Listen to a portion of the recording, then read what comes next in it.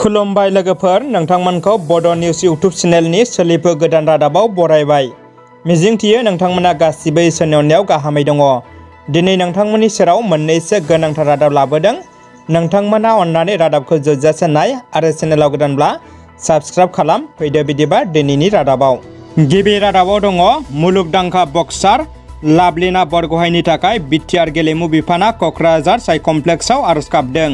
जापानाव सोलिबाय थानाय Tokyo' Olympic 2020 आव आसाम आरो भारतनि गौरब लाभलिना बरग'हाइआ देरहानायजों जागायदों आरो जानो गोनां बक्सिंआव सनानि मेडेलखौ आसाम आरो भारतनो लाबोनो हाथों बेखौ मिजिंथिनानै BTR गेलेमु बिफाना क'क्राझाराव लाभलिनानि थाखाय गोख्रों गेलेनायाव अबुंलरिया मदद होयो बेनि थाखाय आर'ज गाबनाय हाबाफारि लादों। BTRनि गेलेमु बिफाननि दावबायसा बर'नि दैदेननायाव बे आर'ज गाबनाय हाबाफारिखौ खालामनाय जादों। आर'ज गाबनाय हाबाफारियाव गुबुन गुबुन धोरोमनि धोरोमारि हानजा फारियै ब्रह्म, बाथौ, ख्रिस्टियान, इस्लाम, सतसंग, कृष्णगुरु, जैन, संकरि धोरोमनि धोरोमारि हानजाफ्रा गावबा गाव धोरोमनि नेमखान्थिजों लाभलिना बरग'हाइनि मुङै आर'ज खालामनायखौ नुनो मोन्दों। गसाइगाव सोहोरखौ मडेल सोहोर बानायगोन BTRनि विल्सन हाज'नि थांखि। क'क्राझार जिल्लानि गसाइगाव महकुमाया मोनसे BTRनि गाहायसिन सोहोर। बे सोहोरनि जौगाथायनि थाखाय गसाइगावनि गेदेर नोगोरारि एबा गियानजिबिफोरजों BTRनि विल्सन हाज'आ सावरायलायदों। बिथाङा बुंदों, जों गसाइगाव सोहोरखौ मडेल सोहोर दानायनि थांखि लानाय जादों आरो बेखौ मोगथां महर होनायाव सोरखारा नांथाब नाजागोन होनना बुंथियो। बर' हारिनि बिर जोहोलाव रन्जन दैमारि आरो गुबुन NDFBनि सोद्रोमाफोरखौ सेन्ट्रेल जेलनिफ्राय बख'नायनि बिबान लायाबा बर'नि MCLA, MLA, मिनिस्टार, रायजो थान्दैफोरखौ BTRनिफ्राय होखारहरगोन होनना बारग' NDFBआ गोख्रों हुमखि होदों।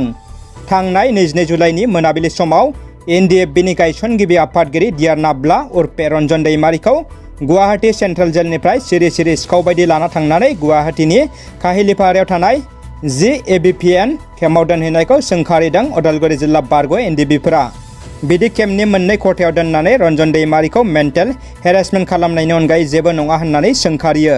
बेसोर अजद होबावदों दि रन्जन दैमारिजों लोगोसे गुबुन NDFBनि सोद्रोमाफोरखौ सेन्ट्रेल जेलनिफ्राय सख'नायनि सायाव सावरायहैयोब्ला आसामनि गिबि मन्थ्रि डक्टर हिमन्त बिश्व शर्मा, BTCनि गाहाय मावफुंगिरि सोद्रोमा प्रमद बर', BTCनि लेङाइ गाहाय मावफुंगिरि सोद्रोमा गबिन्द बसुमतारिया गावजों गावनो नारथ्रोदलायनायखौ गोख्रों रावजों सोंखारियो उदालगुरि जिल्ला बारग' NDFBफोरा। बेनिखायनो सेन्ट्रेल जेलाव जोबजानानै दोनजानाय रन्जन दैमारिजों लोगोसे गुबुन NDFBफोरखौ जेलनिफ्राय दिहुननानै लाबोनो थाखाय BTCनि गाहाय मावफुंगिरि सोद्रोमा, लेङाइ गाहाय मावफुंगिरि सोद्रोमा, आसामनि मन्थ्रि, BTCनि मावफुंगिरि सोद्रोमा, MLA आरो MCLAफोरखौ मैखोम बिबान लानो खावलायो। जुदि बिथांमोननि खावलायनायखौ गनाया अब्ला राजा लामा आरो रेल लाइन जथायनानै कभिड प्रट'कल सिफायना सोमावसारगोन होननानैबो हुमखि होयो उदालगुरि जिल्ला बारग' NDFBफोरा। चिरांनि रुनिकाटायाव बाजारनि हाखौ BPF दोलोआ आवग्रिना लानायनि गेदेर अजद थिखांदों। ओनसोलनि थागिबि रायजो राजाफ्रा BPFनि साइनबर्ड बोख्लायना पस्ट अफिस गायसननो हाखौ दखल खालामदों। चिरां जिल्लानि रुनिकाटा बाजाराव थांनाय गोबाव समनिफ्रायनो PWD बिफाननि हा आरो BSNL मावखुलिनि हाखौ थांनाय माखासे समनिफ्रायनो BPFनि मददगिरिफ्रा आवग्रिना 14 नं चिरां दुवार ब्लक BPF साइनबर्ड गायसननायनि उनाव दिनै ओनसोलनि थागिबि रायजो राजाफ्रा दोलै नोगोरै ओंखारबोना BPFनि साइनबर्डखौ बोख्लायना सोरखारि मावखुलि लुफुंनो होनना हाखौ आवग्रियो। जायगानि सुबुंफ्रा फोरमायनाय बायदिब्ला 2015 मायथाइयावनो BTC सोरखारा बे हाखौ BSNLनि मावखुलिनि थाखाय गनायथि होदोंमोन। नाथाय माखासे समनिफ्रायनो BSNLआ बन्द थानायनि उनाव BPFनि खायसे मददगिरिफ्रा बे हाखौ आवग्रिबोदों होनना गोख्रों अजद दैखांदों आरो इयुनाव सोरखारि अफिस लुनो थाखाय बे हाखौ लाखिगोन होनना बुंथियो। जोबथा खौराङाव दङ गसाइगावनि श्रीरामपुर पुलिसनि सिग्रोमनायाव गंसे ट्राकजों लोगोसे गान्जा हमदों आरो सानै सुबुंखौ खाबाय। श्रीरामपुरनि 3 नं राजा लामायाव फुंनि 4 रिंगासो समाव सिमलटापु पुलिसा सिग्रोमनानै गान्जाजों लोगोसे गंसे ट्राक नं PB08 DS 6178 कन्टेनार हमो आरो सानै दायनिगिरिखौबो खानो हायो। दुथां दायनिगिरि सानैबो साखाथि हादरसा सोनाब बंगनि हुगली जिल्लानि तापस अधिकारी आरो प्रीतम सिंह होननानै सिनायथि होदों।